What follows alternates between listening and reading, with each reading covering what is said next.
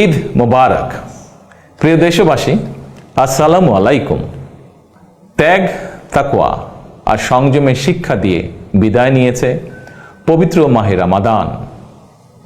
মাসব্যাপী সিয়াম সাধনার পর মুসলিম উম্মার বিশ্বজনীন ঐক্য, সংহতি, সহমর্মিতা এবং অনাবিল আনন্দের বার্তা নিয়ে এলো পবিত্র ঈদ উল ফিতর। প্রতিটি ঘরে, প্রতিটি পরিবারে ঈদ আনন্দ পৌঁছে যাক সকলের তরে। আসুন আমরা রমাদানের আদর্শে উদ্বুদ্ধ হয়ে একে অপরের সঙ্গে পবিত্র ঈদ আনন্দ ভাগাভাগি করে নেই। ঈদ উল ফিতর উপলক্ষে আমি প্রিয় দেশবাসীকে জানাই পবিত্র ঈদ উল ফিতরের শুভেচ্ছা।